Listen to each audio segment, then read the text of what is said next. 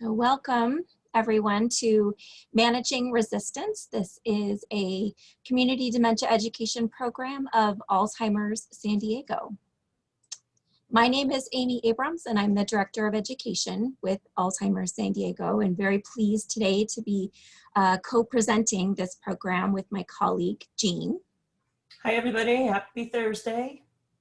And Jean and I are both very pleased to be joined by Mina, who is a master's level social worker on our team at Alzheimer's San Diego, and who will be here helping out, responding to questions in the Q&A, to responding in chat, and just generally being a support to us and to all of you. Hello everyone, I'm excited for class today. And here is our agenda for this program today. We're going to talk about what resistance is all about, the causes of resistance, the brain changes that happen in people with dementia that lead to the behavior that we call resistance. We'll be talking about some tips and tricks for effective communication to kind of work with and work around resistance. We'll be giving you a set of what I hope will be very practical and useful tips for helping somebody who is experiencing resistance and does not want that help that you're trying to give them. And then, of course, making sure that you know where to go for additional resources for additional support. So let's start with the causes of resistance in people who are living with dementia.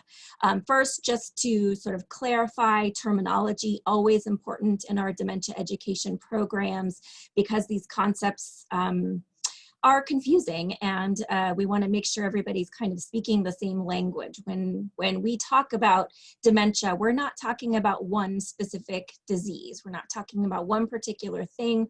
We're talking about this cluster of symptoms, a syndrome that is called dementia, that causes changes in a person's cognitive function, certainly memory changes, but notably personality and behavior changes. And those changes are significant enough that they're interfering with daily function. Dementia is not one particular thing. Alzheimer's disease is a very common type of dementia. It's the one our organization is named for because it is far and away the most common type of dementia, but there are dozens of medical conditions that cause this syndrome that we call dementia. Dementia is not normal age-related memory loss. Right? Dementia is not a normal part of aging. It is due to an underlying medical condition. Sometimes those conditions are temporary and treatable, but in the case of conditions like Alzheimer's disease or Lewy body dementia or a vascular or cognitive impairment, for example, a frontotemporal dementia, these are progressive conditions. They are neurodegenerative. They cause brain cells to die. This is not normal age-related memory loss. It's something more significant. And really important to remember, we'll stress this probably a few times during the program here today. It's very easy in these moments of fatigue and frustration, sometimes anger or surprise, it's very easy for us to sometimes forget that the person with dementia is not doing these things on purpose, right? The questions that they're asking repeatedly, the refusal of our well-intended help, these are symptoms of a progressive condition. These are not things that the person has control over. So, I like to use the analogy of standing on the shore when thinking about the experience of caring for somebody who is living with dementia. So put yourself in that scene there for a moment. Maybe be standing right up to about your knees in those ways and feel that cold Pacific water if you can. Right? Caring for a person with dementia is a little bit like standing on the shore, and I'm talking ocean waves here, right?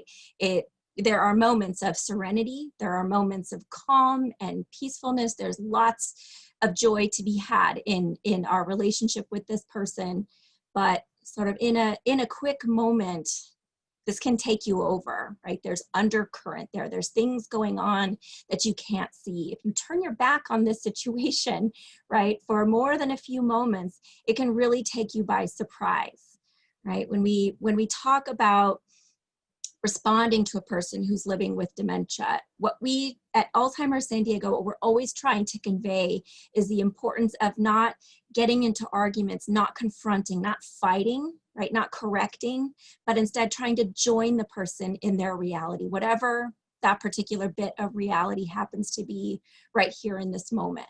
Right, so I think that the wave analogy is very helpful in that regard, right? If a big ocean wave is coming toward you, what you don't want to do is firm up, get rigid, and fight it, right? What you want to do is lean in and let it kind of wash over you.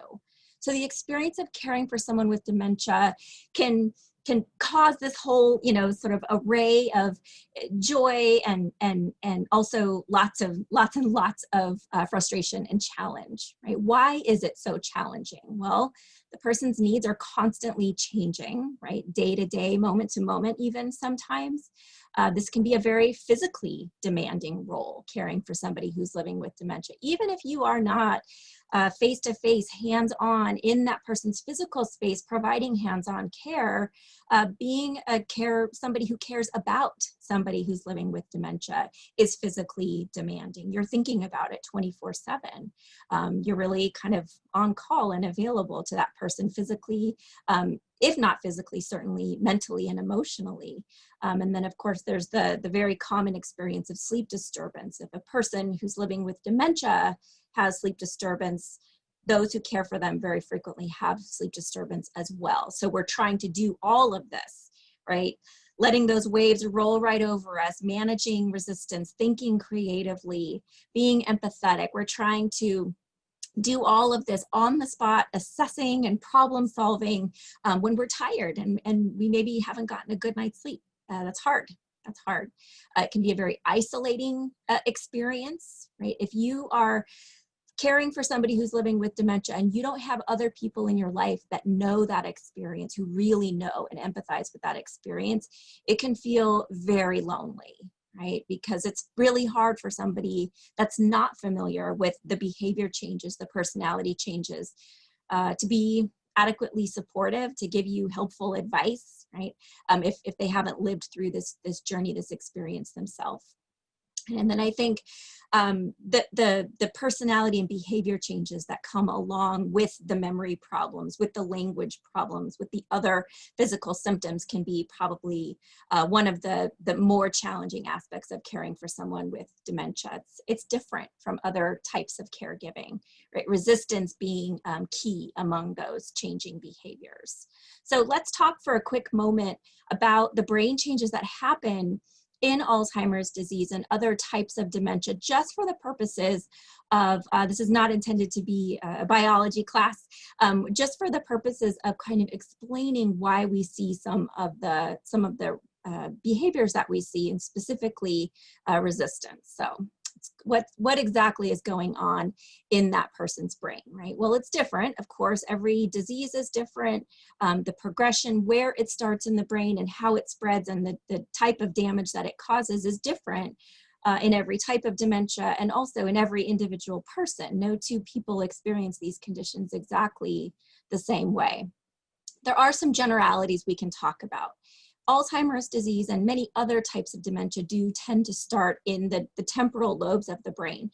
And so that's where short-term memory in particular and a lot of our verbal language skills are centered. And so we'll frequently see difficulty with memory loss, difficulty with verbal communication, or being able to understand other people's verbal communication. So somebody who's telling you that I don't need to take that medication, right? I've never taken medication. I don't need to take this, right? It could be that it's the source of that resistance is a true lack of recognition that this is something I've taken for a very long time, or maybe if it's a new prescription, right? If I don't remember that the doctor prescribed it, I don't remember what it's for, or maybe I don't even remember going to that doctor's appointment. I may be very unwilling to let you help me take it, right? When there is damage up in the parietal lobe, so a frequent pattern that we'll see is damage in the temporal lobes that moves up into the frontal lobe, up into the parietal lobes. When there's damage in the parietal lobes of the brain, this is where we're likely to see lots of difficulty with perceiving sensory information, as well as a lack of fine motor skill, a loss of dexterity, right? Handwriting is likely to change.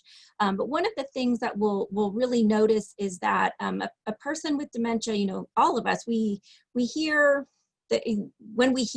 when we're listening, right? Our ears are the sensory organ that's taking in the air and the sound, but it's your brain that does the work of hearing, right?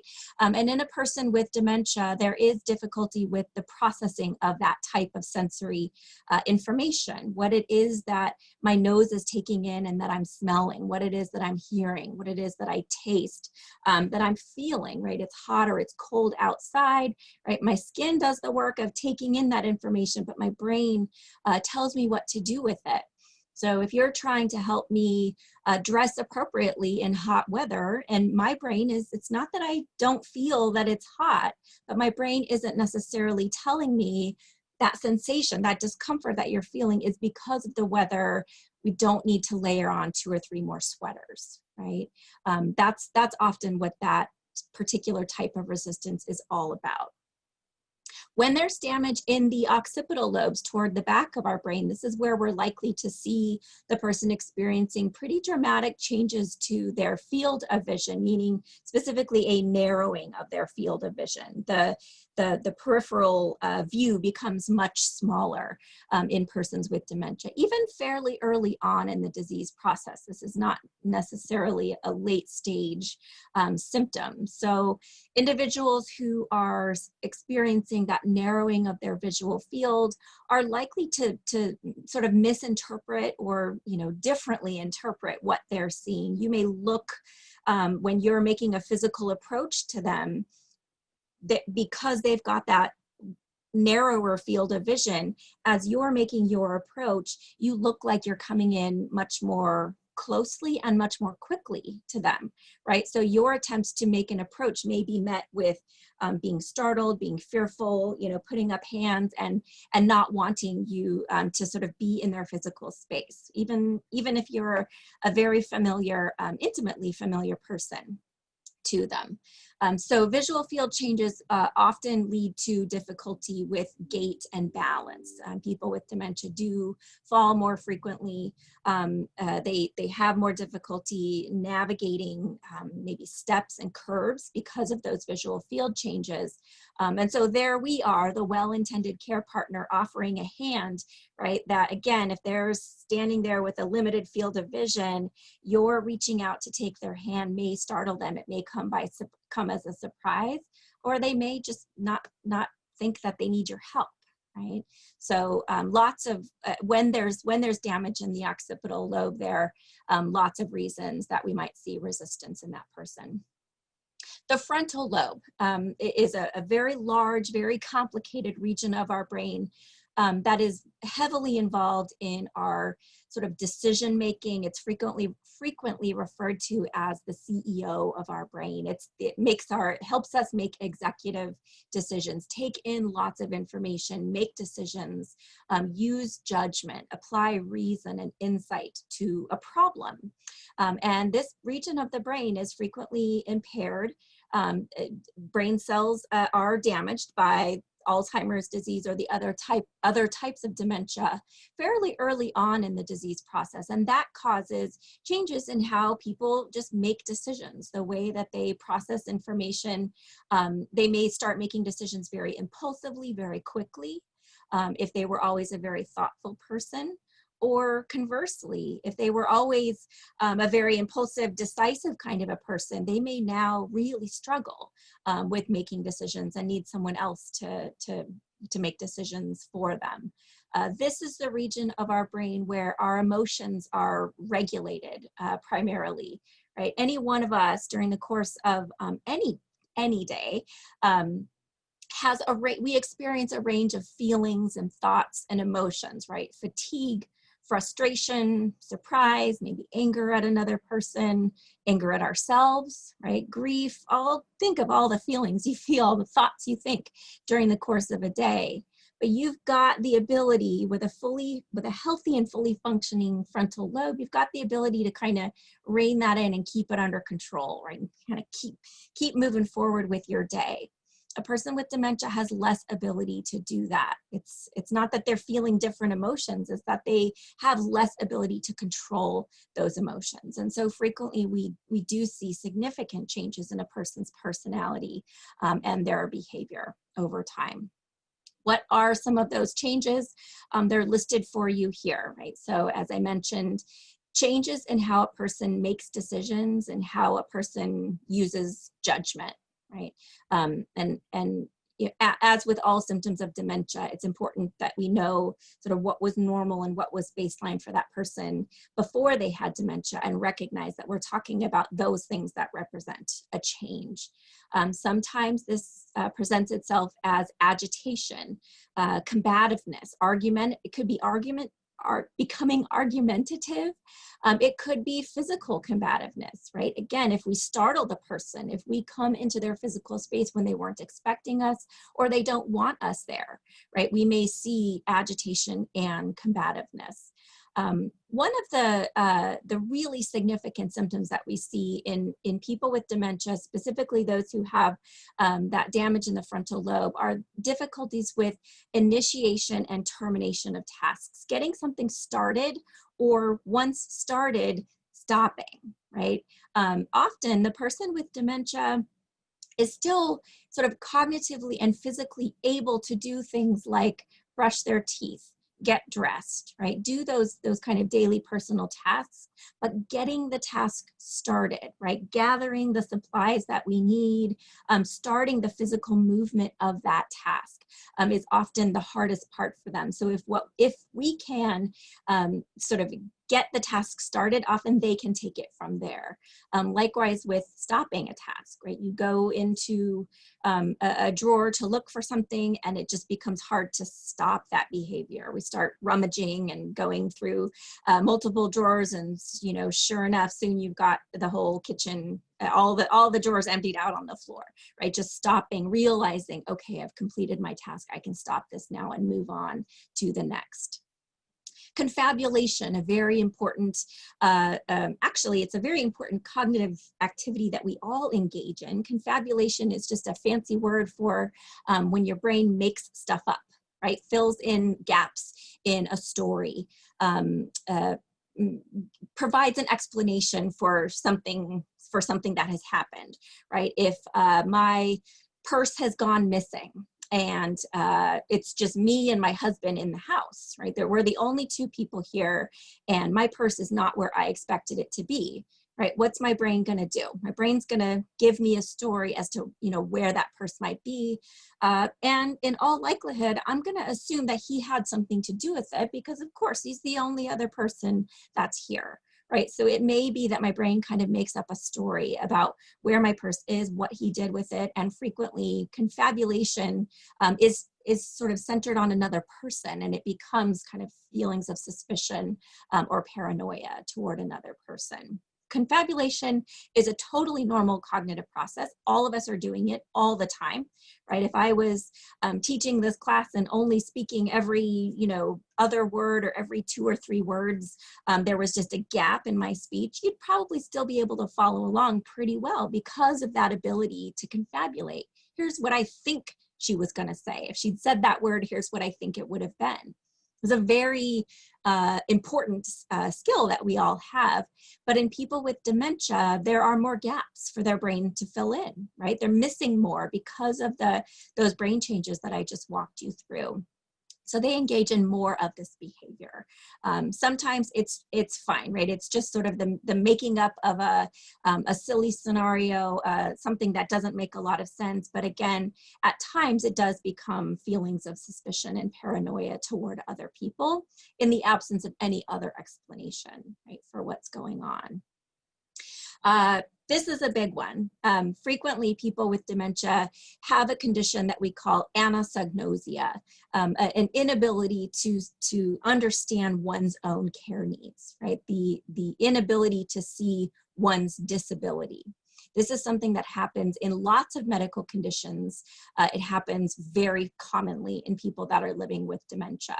This is a huge source. I would venture to say the majority of the resistance that we see in our day-to-day interactions with a person who's living with the symptoms of dementia is related to having limited insight into care needs. You are stepping into my space to offer to help me, and I don't have any sense that I've got a memory problem, that I'm experiencing any of these changes that everyone around me seems to see, right? So when you follow me into the bathroom and try to help me, unbutton my pants to use the restroom, what on earth are you doing here, right? I don't need your assistance with this. And so what am I very likely to do? I'll tell you what, if anybody followed me into the restroom here this afternoon, right, they would get swatted away. They'd probably get yelled at. They would certainly be dealing with some resistance from me. Right, so I ask you to remember this very common condition that many people with dementia are living with, and that is an inability to see that I need someone else's assistance with this task, whatever it might be. If it's paying the bills, if it's walking the dog, or if it's some type of kind of intimate personal care task. Having limited insight into my own needs is very likely to produce this resistance. So are there any questions that we have a moment here? We can pause. If anybody's got any questions about any of that. I don't see anything has come in. Do you, Mina? I don't see any. Mina, have you got anything? I have not seen any questions yet, so I think we're good to go. Okay. Amy, it just comes to mind just as you're talking. I'm just thinking about it. We need to really kind of normalize resistance, because resistance is a part of all our lives, throughout our lives. Yes. And, just think if we were all just little happy or passive little sheep that never put up resistance at any point in time, our lives would be quite different. Yes. So resistance is, I think, just kind of built into us. We're wired for it when it is speaking kind of to our survival, in the sense of what, between the brain and the body, what we are perceiving as being best for ourselves. Yes. Totally agreed. It is actually a very helpful instinct, self-protective instinct that many of us have. And as Jean's going to be talking about in the next section, if we dig deep, we can sometimes see somebody resisting us as actually a very positive, adaptive behavior. Right. Wow. We do have a question here that is just asking, for a person living with dementia, does their ability to intentionally lie change? Okay. That's a really interesting question. I'll take a stab at that, and Jean, feel free to chime in if you have anything to add here. But I would say, a person's innate ability to lie, your skill at lying, probably doesn't really change, because frankly, lying is a pretty cognitively complex task, right? Being able to successfully lie or trick another person or manipulate them in some way actually requires a lot of insight into the other person, right? So I would say that in most people with dementia, when we see someone starting to lie more, somebody, covering things up, being what looks to us like lying or being manipulative, is actually kind of going back to this having limited insight into one's care needs, right? Having limited insight into one's own memory problem. When I make up a story about something that happened, a conversation that I had with my kids on the phone yesterday, and it's just absolutely made up. In all likelihood, I'm not trying to lie to you. I didn't intentionally make something up. It was that confabulation, my brain kind of filling in gaps, along with me not knowing that I have these cognitive deficits. Is there anything you'd add there, Jean? I totally agree with that. And I think it's important for us as the care partners, the caregivers, to be aware of the difference between a lie and an untruth. Oh, And yeah. so, you know, the example I'll give, I've talked about this before, is a woman caregiving for her mom, and her mom was telling her these really fanciful stories about how she lived in a tropical island. There was a plane, she was on a plane, and there was a plane crash that she survived. And so she lived on a tropical island with all these native people. And the stories she told were really fanciful. They were not disturbing to the mother. They were like she was giving her history. None of it was true. None of it had happened. So do we say she's lying, or do we say she's telling an untruth? Well, in my opinion, she's telling an untruth. And, you know, the daughter in this instance didn't challenge her mom's memory, quote unquote, of what had happened previously in her life. So no harm, no foul. Yeah. Yes, absolutely. And when there is no harm, there's certainly no foul.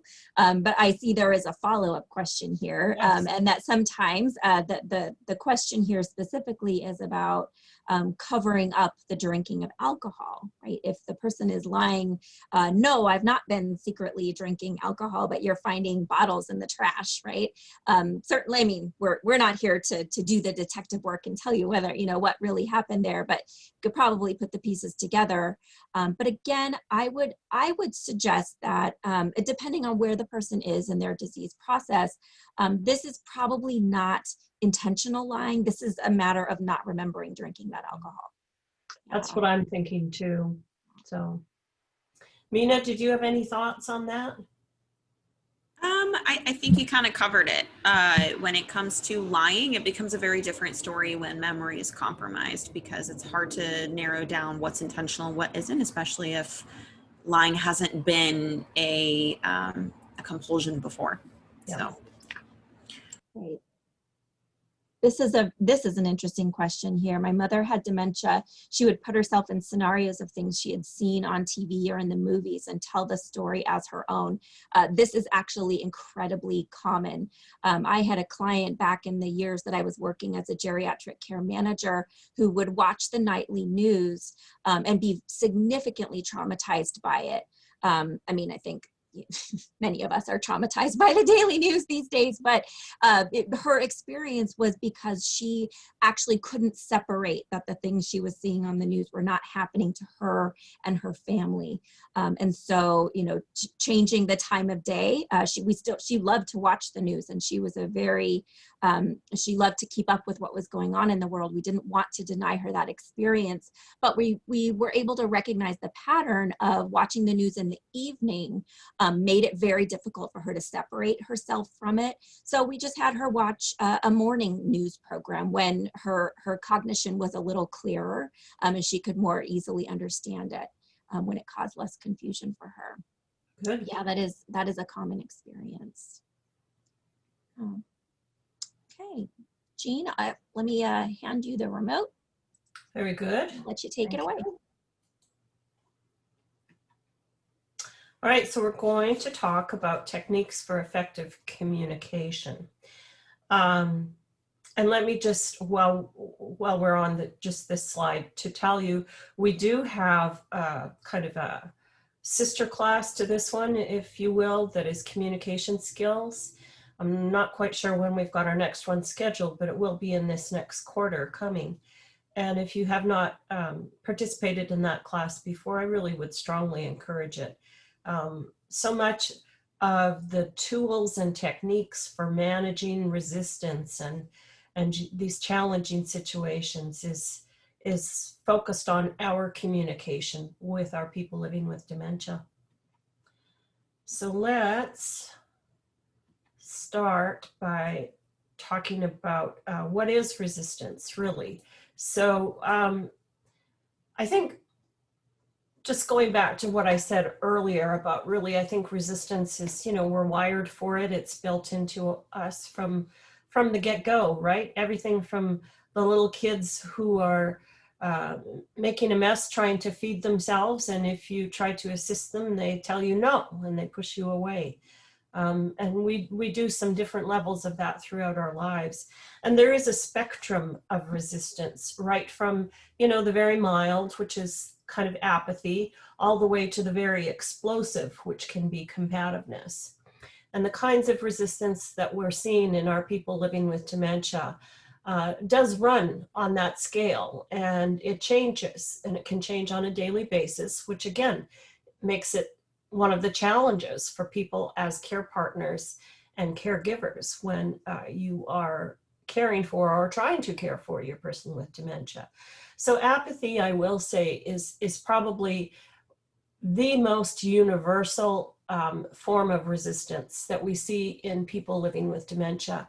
And it is because, as Amy talked about, the difficulty initiating tasks and also potentially terminating them as well too. And it's just something, I don't know the science behind the why of it, but apathy, the starter button for folks with dementia, is just not working for really a large majority of them. And so what does that look like? Well, it can be everything from a person just simply doesn't really do anything without any kind of direction or guidance. They won't get in the bathtub themselves or the shower on their own initiative, get dressed. They might not eat on their own initiative without some prodding by you. But the other part of apathy that we see is then if you ask open-ended questions about, would you like to go for a walk? Or how about you have a shower today? I can all but guarantee you the answer is going to be no if you ask an open-ended question. So that's your first little hint and tip about communication. Open-ended questions are not a good way to go with folks with dementia. Now, as far as arguing goes, well, why do we argue? Why do we argue? We argue with people because we want them to see our point of view or to agree with us and be cooperative, to come on board with us. And so obviously arguing is the verbal part of resistance, just not going along with what you're saying and not agreeing with what you're saying. So, and what we do know is that arguing serves a purpose in our lives without dementia. We do various forms of arguing, everything from discussion to persuasiveness to forcefulness to, flat out head-to-head like that. And, we do it because oftentimes it brings us success. This is not the case when we are talking about a care partner arguing with a person living with dementia.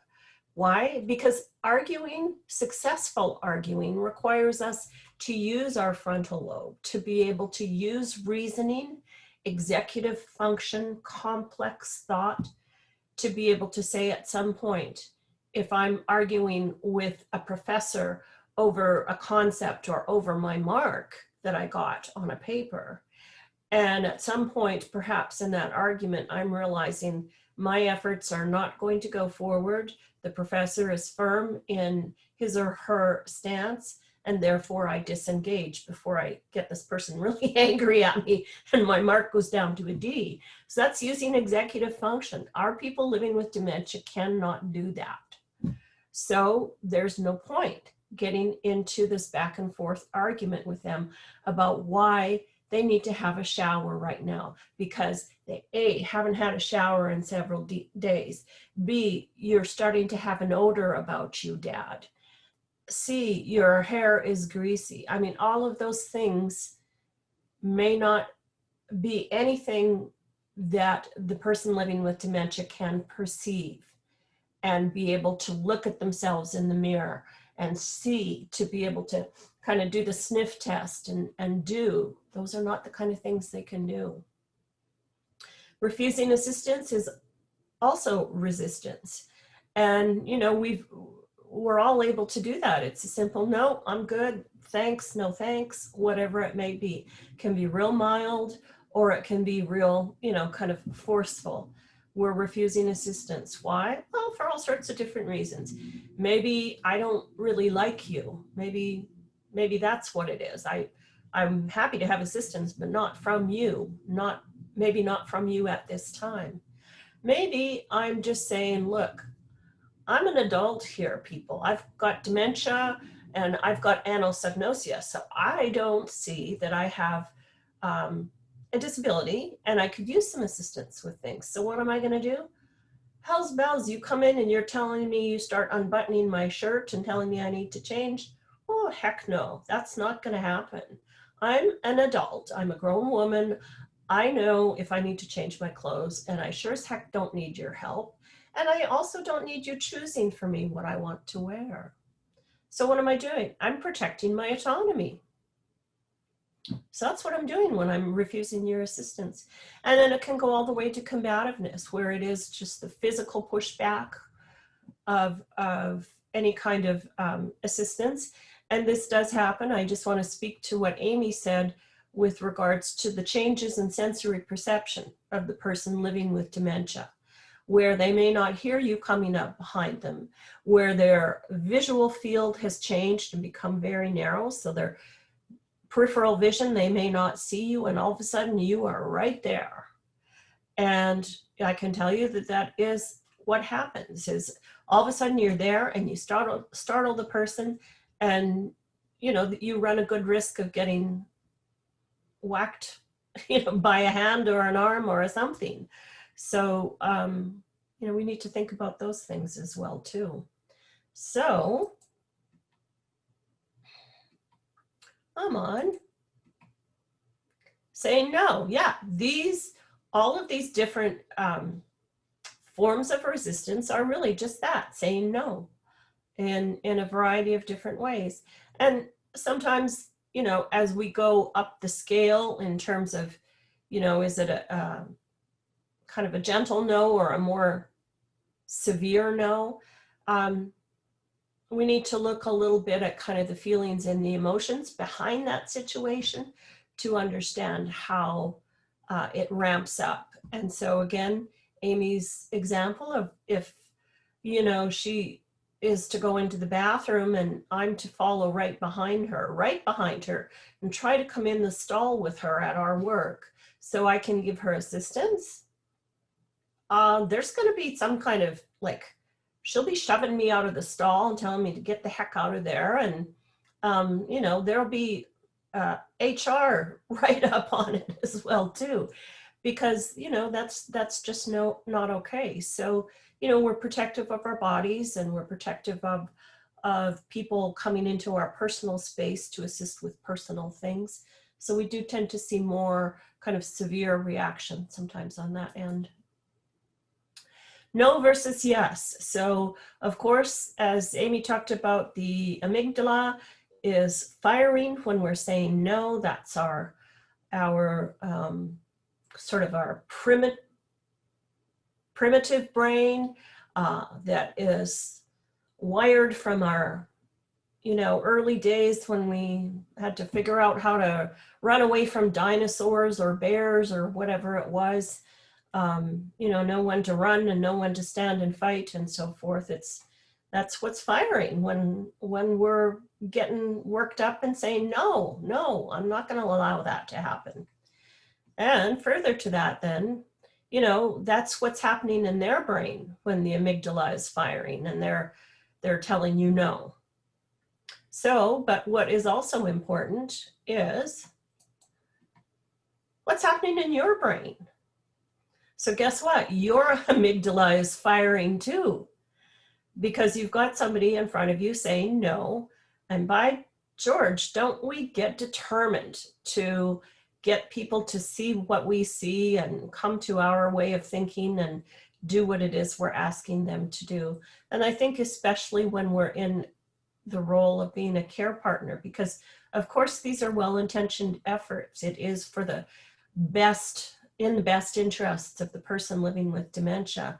And I think we get sometimes really more determined to accomplish those things then.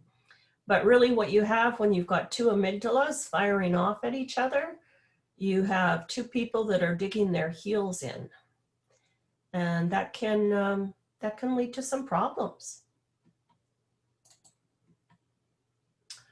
So once again, here we are standing in front of the waves on the shifting sands, and watching the waves coming in and enjoying the sights and the sounds. And for me, I just will say the beach is it's a very zen place for me. I talk about zen a lot, and we all need zen, some form of zen in our lives. So when you're standing in front of the waves, things can go some different ways. It can be an enjoyable experience for you, or you can have the sand shift underneath you and the waves take you out. So what do you need to do? Well, take a deep breath. Start by doing that. And, let's just do it right now. Take a deep breath.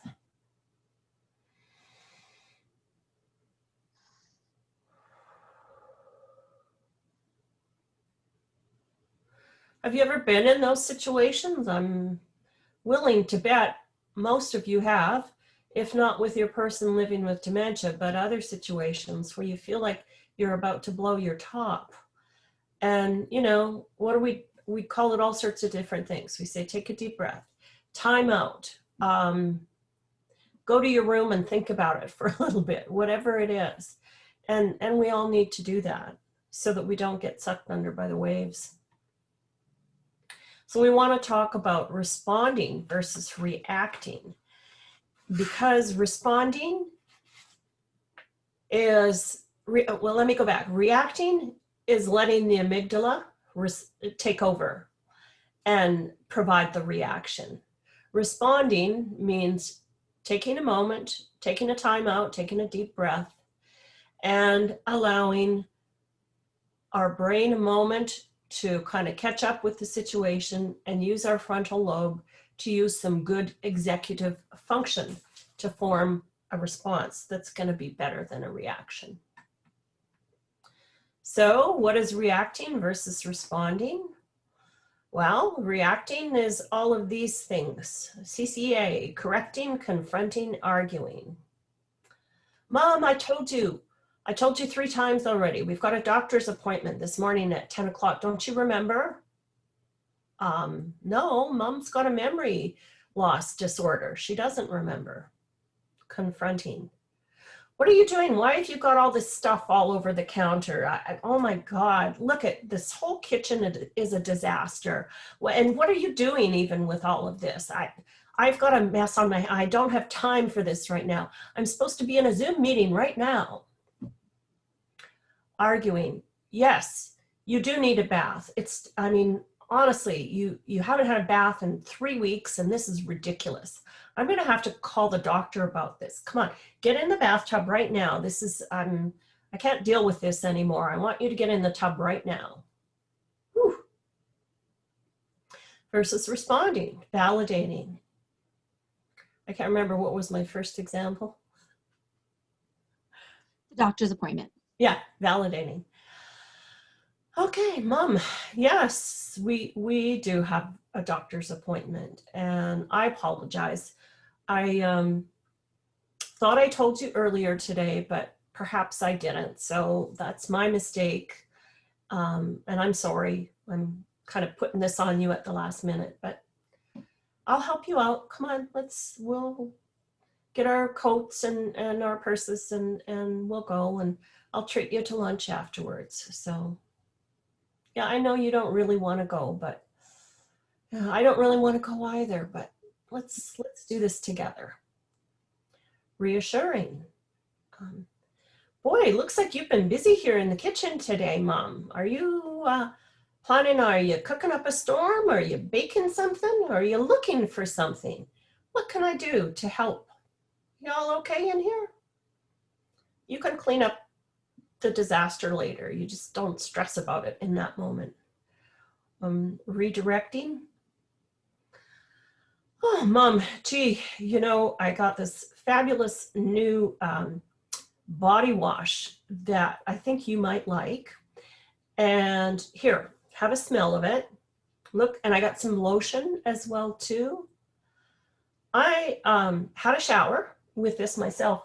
Gosh, my skin smells so good. Maybe, would you like to give it a try too? Maybe it works, maybe it doesn't. But look, it's all a far better approach than reacting.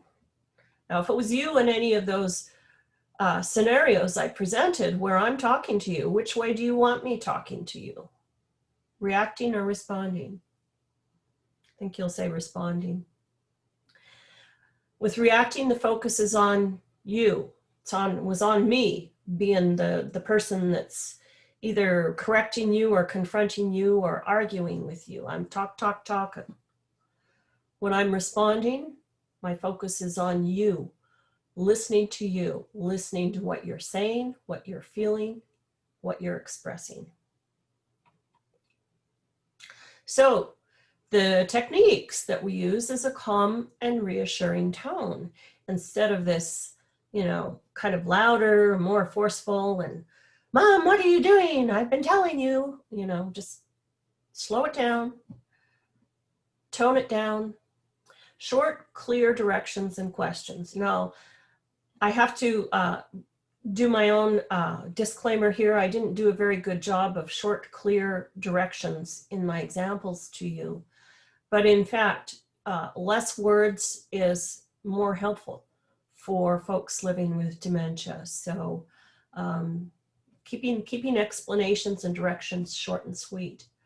Allow for plenty of time for people to listen to what you're saying and then to process it, because their brain is being impacted by dementia.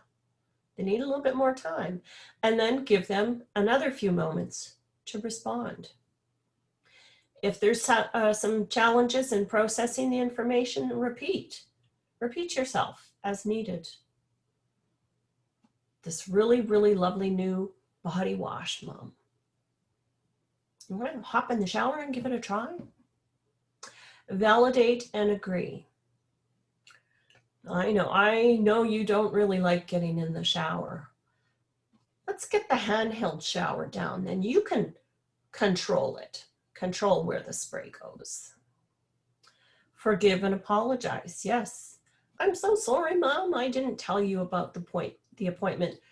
Yes, I did, you know, in your head. Yes, I did. I told you multiple times already, but you are creating this environment of saying, I'm so sorry. Please forgive me.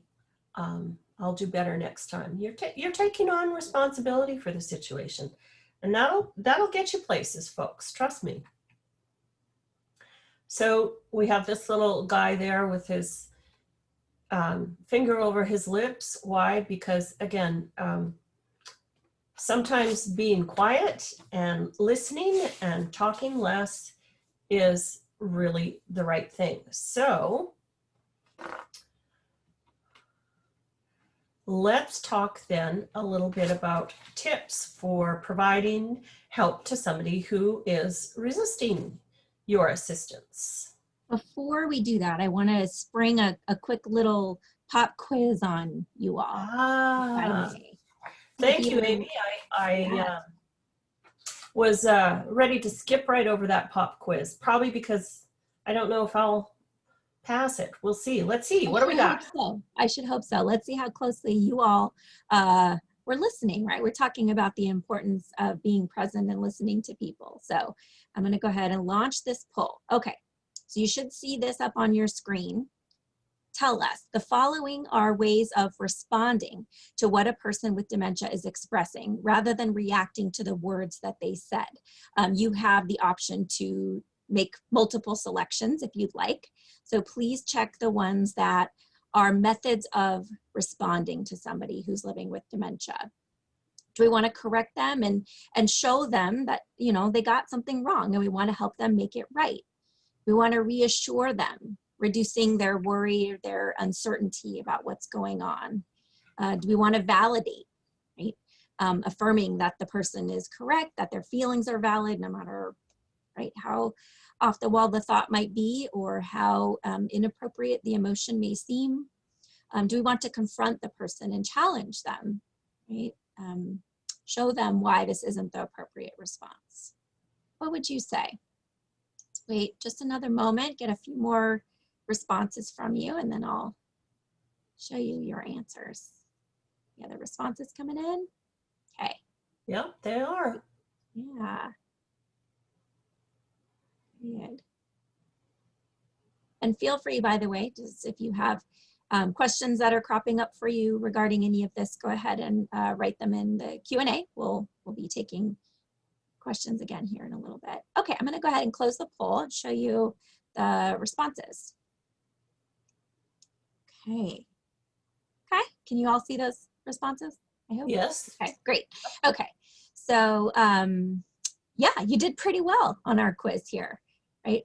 Correcting someone and confronting someone, while as Jean described, they're very normal impulses. It's sort of the logical thing to do. No, today isn't Wednesday, today is Thursday, right? These are very normal responses, and especially when you consider the strength and the speed with which our amygdalas work, right? To sort of fire us into action very quickly. Very normal to want to do this, but take that deep breath, right? Let that wave wash over you rather than resisting it. And we can respond to people more effectively if we reassure them and if we validate them. And Jean gave some really great examples of that. Great. Looks Okay. good. Okay, I'm gonna go ahead and close this. If this is in your way, just click that minimize button again, and it should disappear. So thank you. Thanks for participating in that. Okay, well now I think, Amy, are you going to take over and talk to us then about tips? Sure will. Take the remote back from you, Jean. Here we go. Yes. Okay, so we'll go through a couple of different sort of caregiving scenarios. Be thinking about how, you know, these are just some concrete examples. Be thinking about how you can apply these in your situation, the types of resistance that you're encountering. And again, feel free to ask questions as we go along here. So a couple sort of overarching themes that are going on here. First, it's very important for us to, as difficult as it can be at times, it's very important for us to remember that dementia, Alzheimer's disease, and these other progressive types of dementia, they are progressive. They are neurodegenerative. They don't get better over time. We may certainly see a plateauing, right? Kind of a leveling off of the worsening of symptoms over time. But we do have to anticipate over time, we're going to see a progressive loss of function.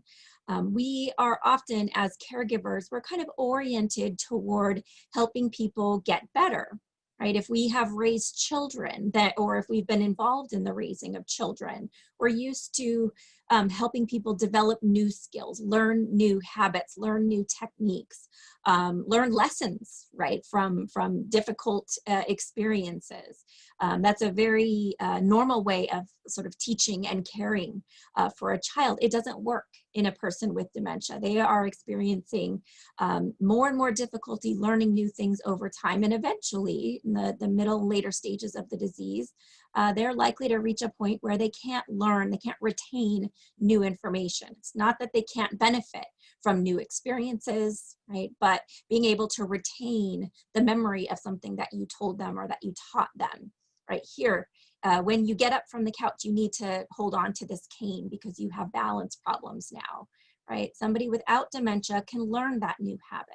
Somebody with dementia is really going to struggle and eventually may not be able to learn that at all. So our goal, Jean brought this home really nicely. I really want to keep this in the forefront of your mind. Our goal in supporting people living with dementia is to help them feel as autonomous as possible, right? Independence is not really a realistic goal for a person with cognitive and physical symptoms related to dementia, right?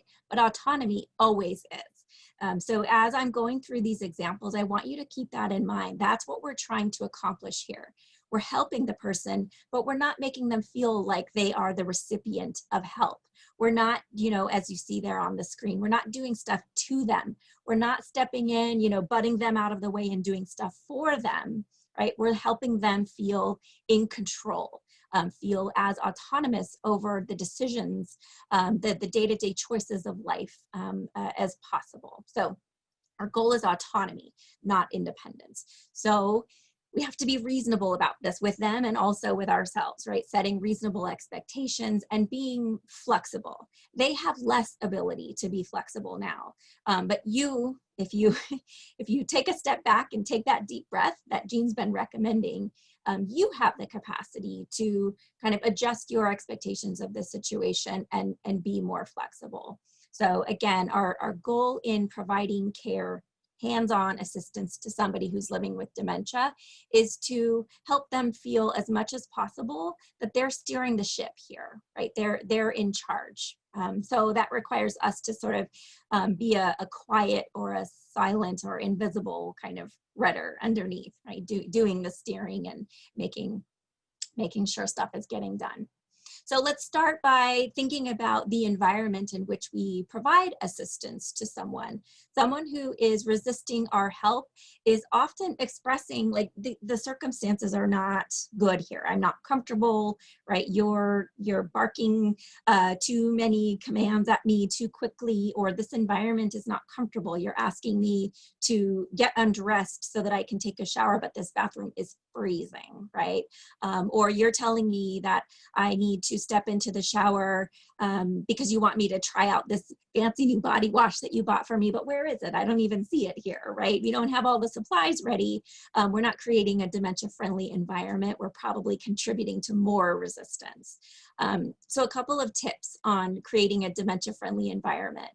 Reducing the clutter around. If you're asking someone to go into the bathroom and brush their teeth, don't ask them to go into a bathroom that's got a counter full of all of the different sort of hygiene supplies, right? Put away the brush, put away the shampoo, put away that fancy body wash. If now is not the time that we're going to be using it, you're asking somebody to go in there to brush their teeth, have just the supplies that they need.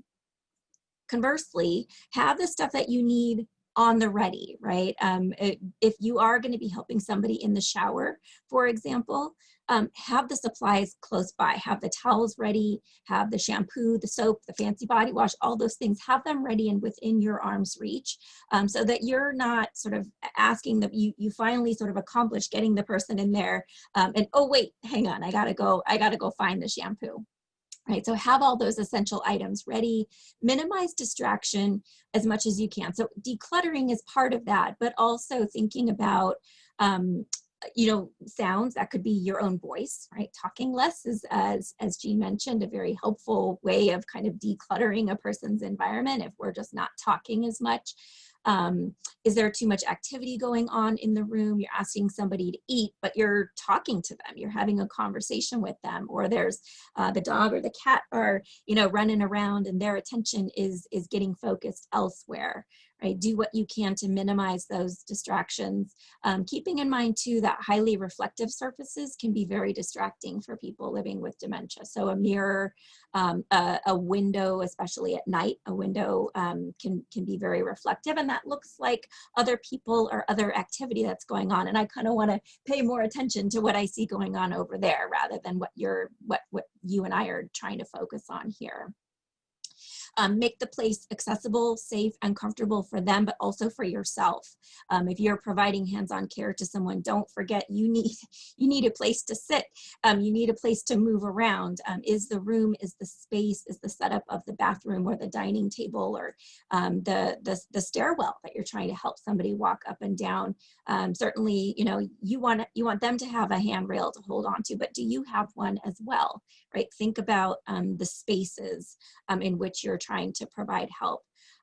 Adequate lighting is probably one of the simplest solutions. Having bright lighting that's not just coming from above and creating shadow and contrast from above, but lighting that's coming from the sides and maybe even up from the floor, depending on sort of the room that we're talking about. right? Could you have table lamps that illuminate from the sides? Could you have under the counter or even floor lighting, right? Night lights. That helps to counteract some of the shadows that can cause confusion or distraction. And again, a comfortable temperature. Recognizing that a lot of older people, and certainly a lot of people who are living with dementia, do chill more easily than they used to, just because of sort of changes in body composition and where the body fat is located on the body. So recognizing that in order for the room to be a comfortable temperature for them, it might need to be actually unpleasantly warm for you, right? You're asking them to disrobe and get into a shower, for example. You want that room to be warm and comfortable for them. So a couple of quick tips in a couple of areas. I just want to say, I'm going to go through this quickly. We do have a great library of tip sheets. Our social work team can connect you to resources for doing things like home safety checks, but also providing some of these hands-on types of care as well. So I'll be brief about this, but know that we can send you out more information if you need it, or just call the office. Our social workers can sort of talk you through the ins and outs of any of these types of care using your specific situation. Tell me a little bit more about your dad and what he says when you try this, right? They can do some problem solving with you on all of these things. So bathing and showering, again, gather those supplies that you need in advance. Get the room ready before you ever ask the person, before you ever make the pitch regarding the fancy new body wash, right? Have the room ready so that in the event that you catch them at a moment that they're willing to go, you're ready, right? Now you can just take them by the hand, take them by the arm, and get in there, and you don't have to, oh, quick, let me get all the stuff that I need. Have the lights on, have the temperature warmed up if that's needed. If things like candles or low music, something that's soothing, would be helpful to them, if that would create a more pleasant environment, have it ready, right? So that when you get them in there, they suddenly see, oh, this is a little bit like a spa day rather than, you giving me a shower, right? Being very simple and direct in your prompts. I think one of the most helpful tips we can give you is just let go of negotiating, right? Trying to convince is a little bit like arguing, right? You're trying to make a case for, it's been a certain number of days, here's all the reasons you need to get into this bath or you need to take this shower, right? Negotiating with a person with dementia is a very challenging, if not at times impossible endeavor. So we just need to be a bit more direct in our prompts. Your bath is ready, right? I've got the shower running for you, rather than, do you want to take a bath? Do you want to take a shower? Right? I saw a comment earlier about open-ended versus closed-ended questions that we broach to a person with dementia, right? As Jean was saying, no is the more common answer to just about any question to a person that's living with dementia. Do you want to take a shower right now, right? 95 times out of 100, the answer is going to be no. Even if a shower actually sounds really great, right? It's a lot easier for my brain to just say no. Whereas if you just don't give me the option to say no, your bath is ready, let's head on in there, right? Often you can mitigate a lot of that arguing and a lot of the resistance. But do remember, bodily autonomy, as Jean was talking about, is critically important to all of us. So regardless of who they are and what your relationship is to them, respect their privacy, right? Use lots of towels, close the curtains if that's appropriate, if that's a safe thing to do, depending on their sort of skill and ability level.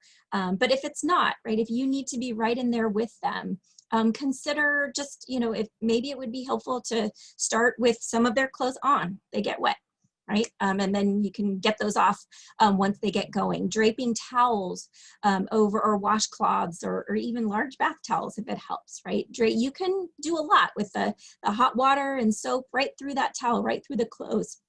Right? If that's going to help minimize their resistance, don't worry about it, right? We can hang those things out to dry. We can pop them in the dryer later.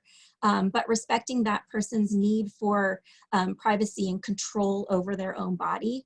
Again, regardless of, even if this is your spouse and you've seen them naked, 100,000 times, remember that not everybody is comfortable in those environments. Even if you've had a very intimate relationship with this person for many, many years, showering them is probably new, right? And probably uncomfortable.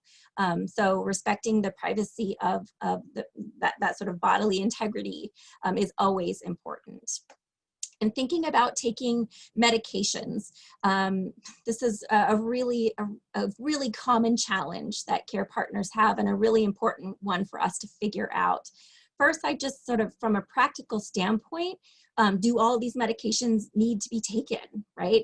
And if so, which ones are the most important ones? Let's start there, right? Talk to the doctor, talk to the pharmacist about the medications that the person is taking, whether they are all needed, whether or not they could be given in a different kind of a format, which ones are the most important, and is there anything we could do in terms of changing the time of day that they're administered that might make things a little better.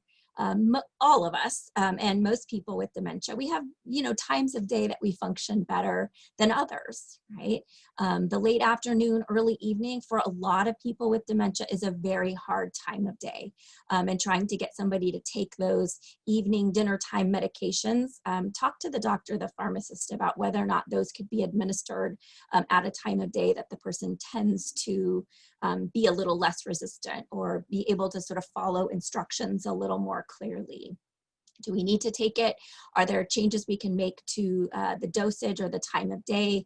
And again, is there something we can do to to crush this, to liquefy it? Sometimes a compounding pharmacy can be used to turn medication into a liquid format, right? But don't do these things yourself. Talk to the doctor or the pharmacist about whether or not, because not all medications can be cut or crushed and remain effective. You have to know that that's a safe and effective thing to do. I think one of my favorite tips when it comes to giving medication and overcoming somebody's resistance to taking medication, that's actually not on this list, is making it something that you're doing together. And similarly to the way that in the bathing example, which is sort of saying your bath is ready, right? Saying things like, let's go get cleaned up.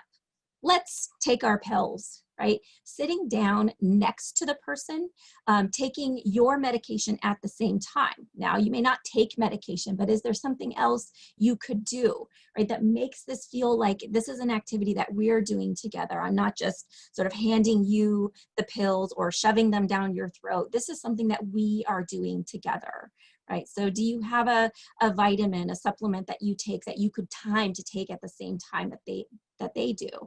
Could you eat Skittles or grapes? I don't know, right? Something that sort of shows them that motion of taking the medication. It sort of helps them to get started, remembering that difficulty with initiation that we were talking about before. A couple tips on helping a person with dementia get dressed.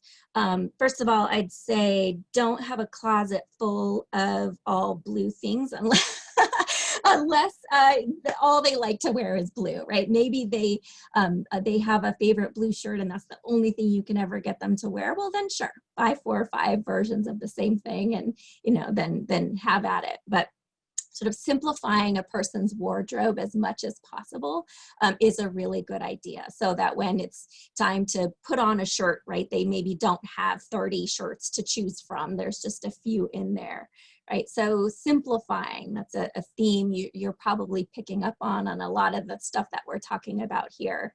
Simplifying their clothing, simplifying their footwear. That can often mean reducing the number of choices that they have so that there's less for them to choose from. Or it may just mean you're deciding what they wear. You don't have to be explicit about that, right? That I'm going to go into the wardrobe and decide what your outfit is today. But I can just do that without telling you that I've done that, right? You put the outfit together, you lay it out on the bed or wherever it is that they get dressed, lay it out in order so that it's easy for them to know which piece of clothing goes on first, right? And again, stop with the negotiations about what we're going to wear and whether or not they're making the right choice. If, you know, a lot of the time the kinder thing to do is to just make the choice for them, right? To eliminate the arguing and everything that tends to come with that. But you have to know your person and sort of where they are in this moment. Again, respecting that person's privacy and autonomy, allowing them to make choices to whatever extent they're able to, right? They may want to, no matter what, they always want to wear the blue shirt, right? So maybe that's a reason to stock the wardrobe full of nothing but blue tops, right? Doing what you can, get creative with regard to the choices that they have, and let them have as much kind of space and flexibility to move around within those choices as possible.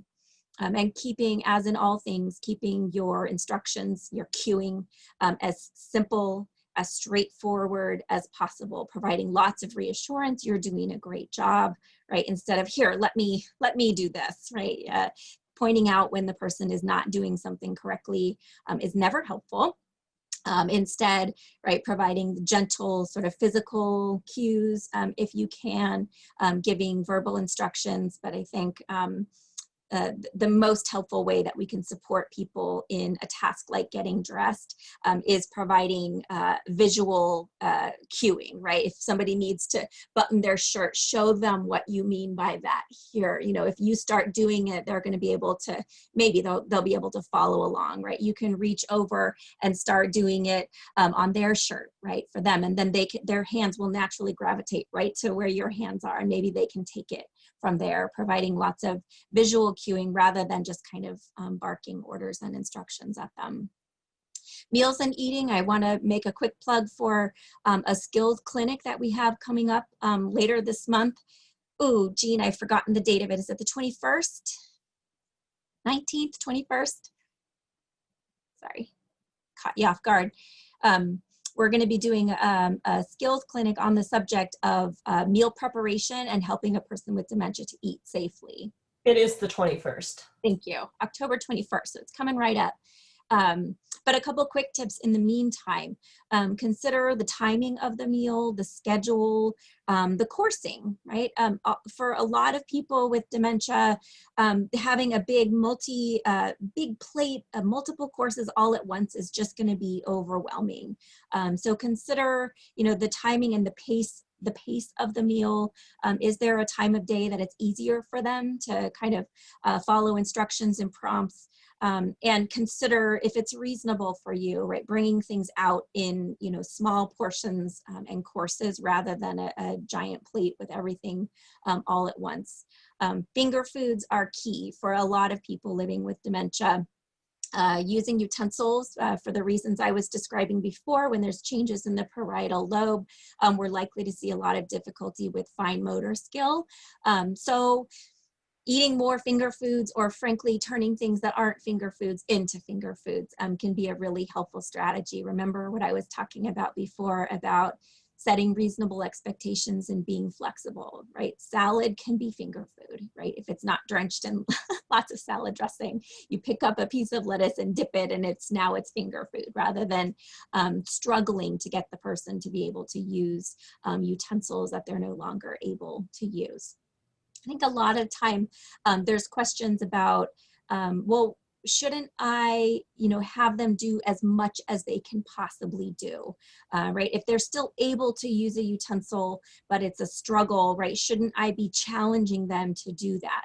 Right? Again, that's kind of a rehabilitation mindset rather than habilitation, which is being, you know, meeting the person where they are in this moment.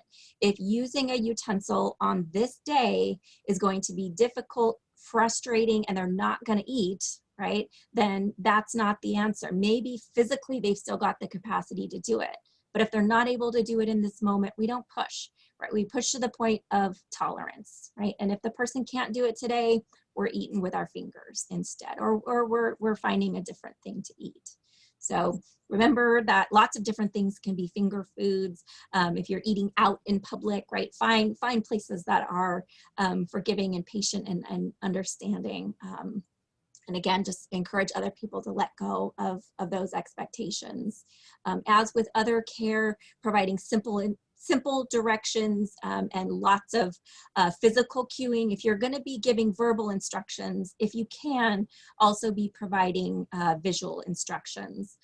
So asking somebody to pick up the fork and put the food into their mouth, right? It's one thing to just tell them to do that, right? And rely on their auditory capabilities, those sensory processing abilities to make that make sense.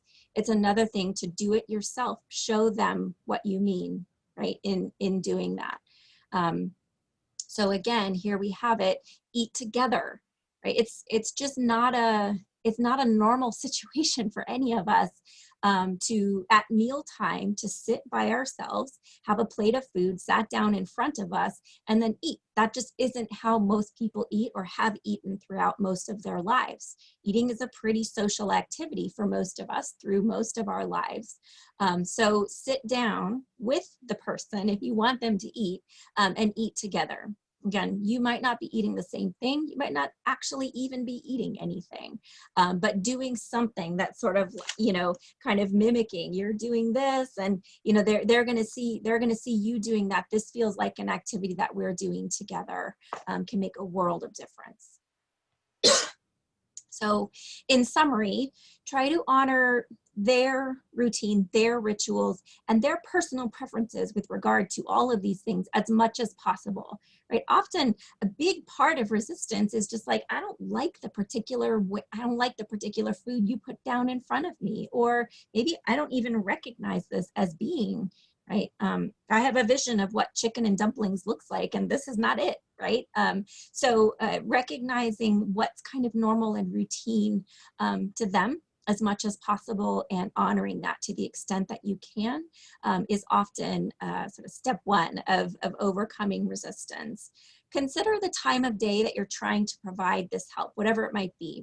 Right, somebody you really want them to get outside and get a little more exercise, get a little sunshine, but they're just not a morning person. Even if they really were a morning person, right? Dementia has changed their brain, and maybe they're not anymore. It's actually pretty common. Somebody who was a real early bird might need to sort of get moving and a little more slowly, and maybe late morning, maybe early afternoon is a better time of day to get up and get out. So watch for their patterns of sort of thinking and cognition, and when they're functioning at their best is the best time to try these tasks, these things that they tend to be resistant about. All along the way, providing lots of validation and reassurance, right? All that cueing, giving verbal instructions when you need to, but doing more showing and doing things together when you can. Is always better. But validation and reassurance, if you're going to be talking, these are the things to be saying. Yeah, you're doing a great job. Or gosh, I'm sorry, right? If somebody's getting frustrated, just acknowledging it. I really kind of mucked that up. I was trying to help and I really messed it up. Let's try that again, right? Saying that you're sorry, taking responsibility for things, whether it's your responsibility or not, is a very powerful way of validating another person's feelings, right? It's just saying, I see that you're upset. I see that you don't want to take a shower. I get it. I know we have to take all these pills. I know we have to keep putting these masks on our face and they're so annoying, right? Being able to say to somebody, I see that you're frustrated by this. I see that you don't want to do it.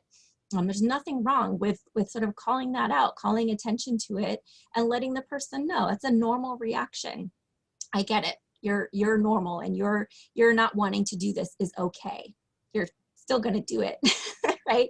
But it's okay that you don't want to. It's very powerful, right? So as best you can, think about making your language very positive and action-oriented, right? Here, let's try it this way, right? Instead of giving them the whole explanation for how they did it wrong, let's try it this way instead, right? It's time to take our pills. Your bath is ready, right? Just being very directive and positive in your language. And at all times, remembering to do things with the person as much as you can, making this an activity that we're gonna go do together, right? I saw a good question in the Q&A earlier about, somebody that won't go get tested for dementia. right? One of my favorite things to try is, let's go get our memory tested. I heard about this place that does it, right? Making it something I'm going to do with you, right? It often takes away a lot of the scariness factor of whatever that thing might be. Best tip of all came from Jean earlier, right? Taking a deep breath. Letting, your amygdala is going to fire and give you maybe not the best advice, right? The thing you're thinking about saying or doing in reaction to somebody, right? They might be making you angry. They might be making you frustrated. You might be just exhausted and tired of this, right? All fair, all understandable. Take that deep breath and let your frontal lobe sort of kick in and think up a more creative, more productive response rather than that reaction. Any questions? Anything that's come in, Mina, you wanted to talk about? There was a really great one that touched on kind of the anosognosia, and I did answer it in the chat, but the question is tips for her mother who thinks she's fine and thinks she's always correct and thinks she knows everything, which is a common one, and wondering how to manage that kind of lack of awareness. Yeah, tricky. I can't see your answer. I'd love to see it. But I would say that Jen, it kind of depends on the circumstances, right? If we're talking about a safety issue and somebody's saying, no, I don't need to wear a seatbelt, I'm fine, right? You don't want to be like, oh, you're right, it's okay, you don't need to wear your seatbelt, right? Sometimes you do have to kind of put up the fight, but it's important to know when you do and when you don't. And if somebody thinks they know it all and they think they've got it all right, and there's no harm coming from that, right? I'm in favor of generally letting them think that, right? Don't we all kind of need to feel like we've kind of got life figured out, even when everybody else around us can see that we kind of don't. So I'd say that my first bit of advice would be assess, is this essential to their safety? Is this essential to their well-being? And if it's not, let it go. Yeah. Anything you'd add there, Jean? Yeah, I totally agree. And the other thing is, what Amy and I talk about in some of our classes is, and all of our social work team too, is kind of providing stealth care. So by stealth, meaning under the radar. So kind of trying to set up the environment ahead of time or without the person living with dementia seeing you, to reduce or eliminate the risks that, for example, if she feels like she's totally good in the kitchen to chop and do all sorts of cooking and things like that, maybe the knives need to be gradually, one at a time, disappearing from the kitchen. And when she says, well, where's my paring knife? I don't know, Mom, check the dishwasher, maybe it's there, I don't know, I haven't seen it. So that's care that's under the radar. I like it. Hey, anything else? Good? Okay, Jean, I'm going to turn it back to you. Very good. Well, let's talk about resources for additional support. And of course, just look at this sign, we're going with the theme we've had here today. Do not swim alone, people. If I want to go swim in the ocean and I don't know how to swim, what's the first step I need to do? I need to learn how to swim. So I need to take a class. So educate yourselves and others to manage anxiety and improve your caregiving skills. I mean, this is a situation that you're in that is like many situations in life. We need to learn and acquire the skills and the coping strategies and the techniques in order to do it better. We are not born with this knowledge, we need to acquire it. So identify your community resources. Again, I want to go swimming in the ocean. I took my lessons. Well, now I think I want to find out, what are the best beaches for somebody, the safest beaches for somebody who's just a newbie to the ocean to go to. And you folks need to do that as well too. Obviously, Alzheimer's San Diego is one of those resources, and there are others. You need to get a break. you can't be swimming in the ocean all the time. You need to have some time on land, on shore, on your towel or in your chair under the umbrella, where you're just not having to worry about things, and we can help you do that.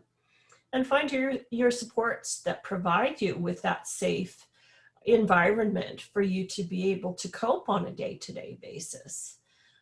You want to have that lifeguard tower not too terribly far from you, so that you know you've got some safe places to go and some backup and some people that you can rely on.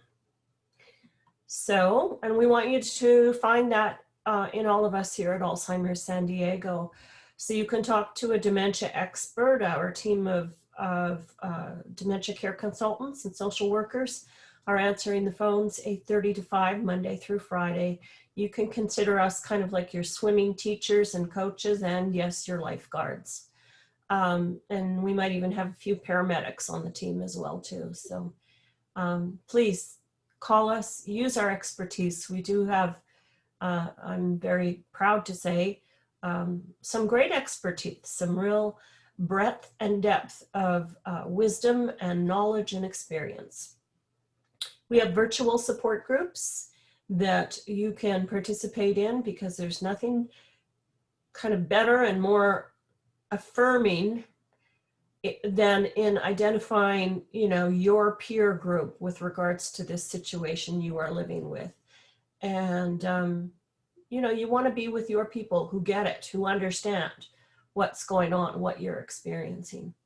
Please continue to participate in our online education and training, and know that, there's no limit on, no cap on how many times you can come. You could come to this class if you wanted to 5 times over. That's totally okay with us. We do have a volunteer tech team. We didn't have anybody from our tech team with us here today, but we do, and they do assist us with helping all of you folks as our care partners and family members with some of the technical issues that you may have in utilizing some of our virtual supports. We have social activities and outings. If you go on our website, you'll see what's going on there. And again, these are happening virtually. We do have reusable masks. We've had a great team of volunteers sewing up masks, that you can throw in the washer and the dryer. And if you need any of those, give us a shout and we'll get them out to you. We have a fantastic virtual ALS Companions program I'm going to talk about in just a moment. We have counseling sessions for care partners who are dealing with the challenges of both caring for somebody living with dementia, as well as during these pandemic times, during COVID-19 and the additional challenges that brings. And we have a new program called Vite Alls, where we have volunteers that are reaching out and staying in touch with people who may be living alone in the community with some type of dementia. Our ALS Companion, just want to let you know about this one. Again, it's virtual, and we are matching up trained volunteers with families who are living with a diagnosis of some type of dementia. Many of the companion volunteers are interacting with both, say a couple, for example, spouses, or maybe a mother and a daughter, whoever it might be, with the family unit. And some of them are connecting virtually just with the person who's living with dementia. We do want it to be a support and a benefit to both members of the family, the care partner and the person living with dementia. And I got to tell you, you see some videos of these, and we do have them on our website, and they're just absolutely touching and joyful. I mean, these folks are having a lot of fun doing this. So it's a wonderful program. These are like our junior lifeguards, maybe, is that how we would call them, with regards to our theme for today. So a terrific bunch of volunteers. We have our Walk for Alls 2020 coming up a week from Saturday, Saturday, October 17th, and it is virtual. We are not doing this in person for obvious reasons. And we encourage you to sign up to register for the walk. You can register for free. If you do choose to do any fundraising for us or to donate yourself, we are ever so grateful. As many of you will know, our Alzheimer San Diego, we are a local and independent not-for-profit organization.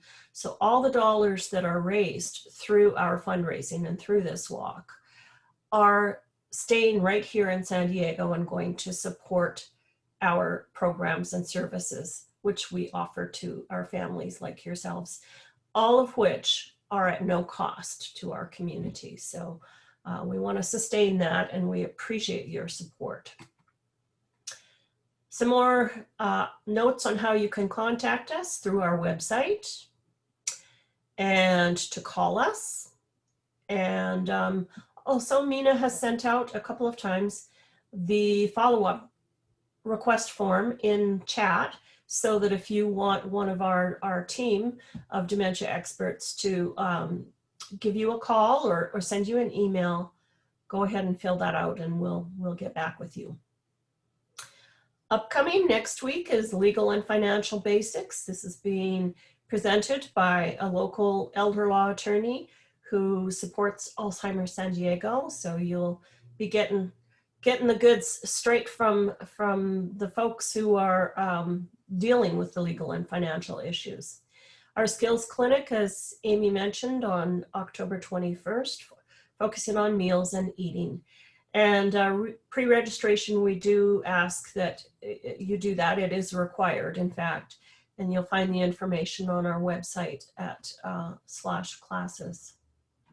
And then lastly, we always send out an online survey to all of you good people to give us your feedback on how we did here today with our webinar. We do read the comments and take particular note. And, you know, there's always good feedback for us, and we appreciate it. And if you think there's something we can do better, please put that in there. That's important to us too. We're not just looking for the good stuff. We know we do some good stuff, but there's always room to make it better. So thank you for joining us today. Get out to the beach and enjoy the beautiful San Diego weather that we have.